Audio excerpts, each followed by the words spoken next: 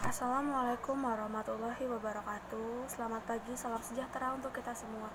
Nama saya Ika Puspitasari dari kelas 12 MIPA 1. Di sini saya akan menjelaskan tentang pemberontakan G30 SPKI. Apa sih G30 SPKI itu?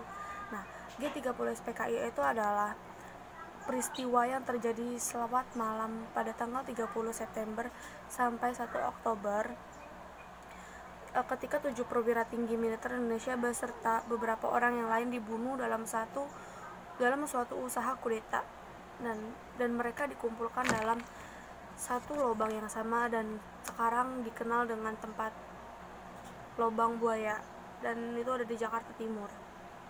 Di mana sih tempat peristiwanya? Tempat peristiwanya itu ada di Jakarta dan Yogyakarta.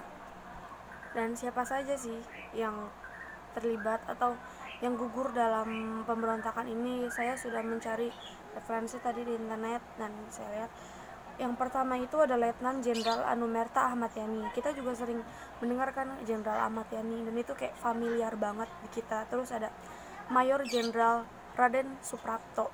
Nah, yang ketiga ada Mayor Jenderal Mas Tito Darmo Haryono. Yang keempat ada Mayor Jenderal Siswondo Parmen, dan kelima ada Brigadir Jenderal Donald Isaac Panjaitan. Keenam ada Brigadir Jenderal Sutoyo Siswo Diharjo. Yang ketujuh ada Brigadir Polisi Ketua Karel Saswitabun. Dan selanjutnya adalah Kolonel Katamso Darmakusumo. Selanjutnya ada Letnan Kolonel Sugiono Mangunwiyoto. Selanjutnya ada Kapten Letu Pierre Andes Tandaen, dan itu juga termasuk terkenal ceritanya. Dan yang terakhir ada Ade Irma Suryani Nasution, dan kita juga pasti kenal banget Ade Irma ini. Nah, dan kapan pemberontakan ini sendiri terjadi? Pada tanggal 30 September 1965 sampai 1 Oktober 1965. Kenapa ini bisa terjadi? Nah, saya sudah mencari isu-isu.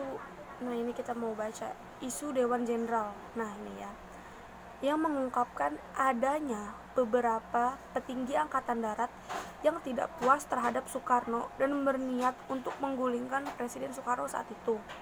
Nah, terus ada juga nih isu dokumen Gilchrist. Dokumen ini yang oleh beberapa pihak disebut sebagai pemalsuan oleh intelijen Ceko di bawah pengawasan Jenderal Again dari KGB Rusia, menyebutkan adanya Our Local Army Friends atau teman tentara lokal kita, yang mengesankan bahwa perwira-perwira angkatan darat telah dibeli oleh pihak barat. Dan ada selanjutnya ada isu keterlibatan Soeharto. Isu terlibatan Soeharto ini hingga saat ini tidak ada bukti keterlibatan atau peran aktif Soeharto dalam aksi penculikan tersebut. Nah, itu isu-isu yang sudah saya cari. Bagaimana peristiwa tersebut? Nah, ini kita akan baca selanjutnya yang saya sudah cari ini, yang terjadinya penculikannya ini ya. Jadi kita cari yang penculikan dan pembunuhan dari para jenderal. Nah, satu ada di pagi buta 1 Oktober itu subuh, maksudnya pukul 3.05. Nah, diperangkatkan oleh Letkol Untung Samsuri. Letkol Untungnya adalah komandan Cakrawibawa yang merupakan pengawal presiden. 7 Desarmen itu gabungan dari Resimen Cakrawibawa, Divisi Diponegoro, dan Divisi Brawijaya. Mereka berangkat dari Pangkalan Udara Halim Perdana Kusuma untuk menculik 7 presiden. 3 perwira tinggi yang langsung meninggal di tempat itu yaitu ada Jenderal Ahmad Yani, Mayor Jenderal Haryono, dan Brigadir Jenderal D. Panjaitan. Terus sedangkan 3 perwira tinggi yang lainnya yaitu ada Mayor Jenderal Suprapto, Mayor Jenderal Parman, dan Brigadir Jenderal Sutoyo ditangkap hidup-hidup. Untungnya target utama yaitu Jenderal Nasution berhasil kabur dengan cara melompat pagar ke kebun kedutaan besar Irak.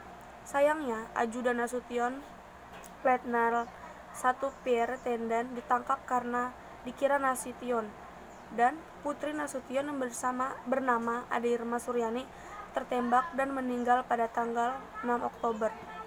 Seorang brigadir polisi yang bernama Karel Sasitubun juga gugur. Korban terakhir yaitu Albert Nabortu, keponakan Jenderal Panjaitan. Nah, dan ada juga nih yang keponakan Jenderal Panjaitan itu terbunuh ketika rumah sang jenderal diserbu. Jasad para jenderal dibawa ke daerah bernama Lubang Buaya di dekat Halim, lalu dibuang ke sumur. Nah, ini juga ada pergerakan yang di Jawa Tengah atau Jogja ya. Jawa Tengah juga memiliki cerita sendiri ketika Presiden menyiarkan kabar di pukul 7 pagi. Tentara dari divisi Diponegoro langsung mengambil 5 dari 7 batalon di bawah nama Gerakan 30 September. Petinggi PKI di Solo langsung mengumumkan dukungan. Pasukan pemberontakan di Yogyakarta yang dipimpin oleh Mayor Mulyono menculik dan membunuh Kolonel Katamsam dan Letnan Kolonel Sugiono. Untungnya, ketika beredar kabar kegagalan kudeta di Jakarta, pasukan pemberontak langsung menyerah. Jadi sampai di situ saja, jadi nggak ada kelanjutannya lagi, seperti itu. Dan itu saja penjelasan dan penjabaran dari saya. Selebihnya mohon maaf jika ada kesalahan kata dan penerangan. Wassalamualaikum warahmatullahi wabarakatuh.